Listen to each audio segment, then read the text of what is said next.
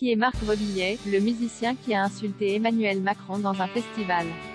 Et surtout, pourquoi le président de la République s'était-il déplacé pour écouter un artiste si disruptif? Marc Rebillet est un artiste franco-américain qui s'est fait connaître à la faveur du confinement, durant lequel il postait sur Facebook ou Reddit d'impressionnantes improvisations musicales, allant de la funk la plus jouissive au hip-hop ou à la house héroïcomique. En solo, muni d'un bon vieux looper, d'un clavier, de quelques percussions, d'une voix authentique et parfaitement placée, d'un sens musical aigu et plein d'humour, il a ravi d'abord quelques fans avant de gagner de manière fulgurante un succès mondial qui l'a mené des bars de Dallas aux plus grandes scènes des États-Unis et d'Europe.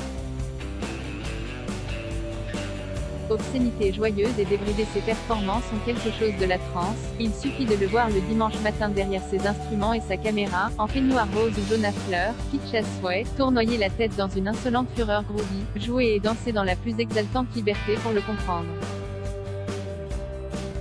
Maîtrise instrumentale, inventivité, licence totale et sens du kairos, du bon moment, c'est ce qu'exige l'art de l'improvisation théâtrale et musicale, et Marc Rebillet y excelle. Pour ce qui est des paroles, on est plus près de certaines pages de Rabelais que des sonnets de Ronsard ou de Du Bellay.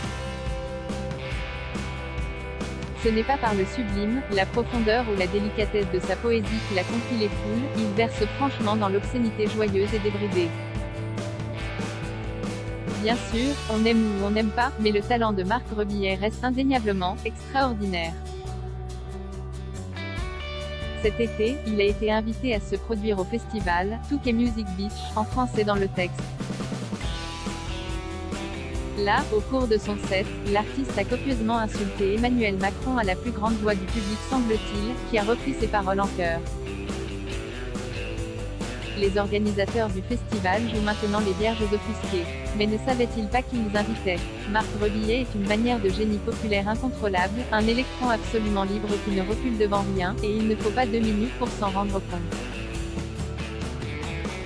On veut se donner le frisson de la provocation, de la plus folle insolence, de la grossièreté la plus obscène, mais à la condition expresse que tout cela reste entre bons progressistes, et tout dérapage à cet égard devient une impardonnable faute.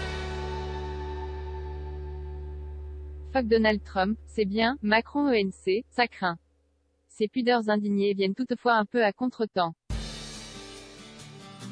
C'est un peu comme si, prenant votre billet pour une corrida, vous poussiez des cris d'orfraie en sortant des arènes parce que le toréador a trucidé l'animal, comme si, ayant invité des adeptes du culte vaudou dans votre salon, vous alliez ensuite vous plaindre partout que du sang de poulet a éclaboussé votre tapis persan. Mais les courtisans ne craignent pas d'ajouter le ridicule à la bêtise, et la mesquinerie ne les effraie pas davantage, puisque les organisateurs du festival réclament maintenant à l'artiste de rembourser son cachet. Qu'est-ce que le président de la République faisait là?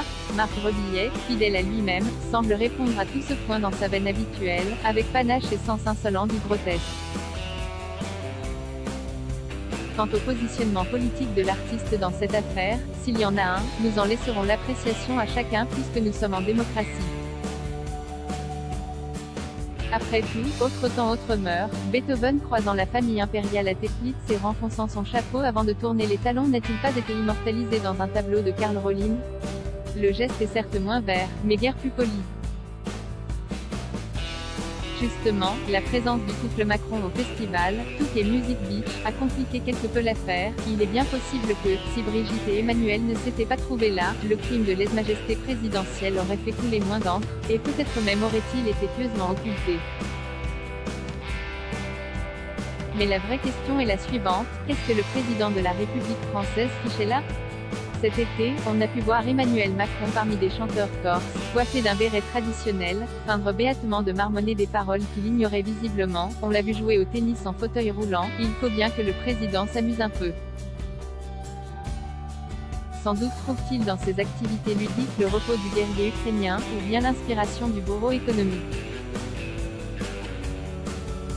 On l'a vu plus récemment ouvrir joyeusement les bras à toute une foule qui faisait retentir les rubans de slogans peu amènes vis-à-vis de la France, un peu comme Don Salluste dans la scène d'ouverture de La folie des grandeurs, à cela près que le personnage incarné par Louis de Funès finit tout de même par se rendre compte que non, on ne l'acclamait pas.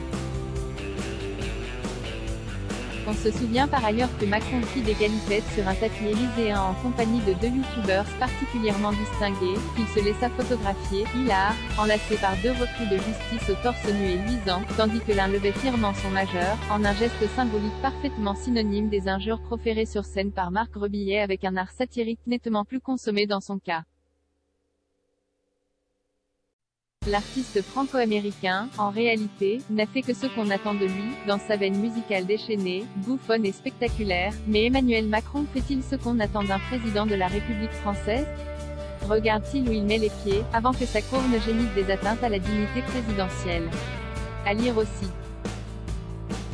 Du même auteur abonné Emmanuel Macron, Gespier bling bling ou zadiste churchillien? Quand elle le veut, l'Algérie s'est pourtant pardonnée. Guerre d'Algérie, et Macron préféra parler de la guerre de libération.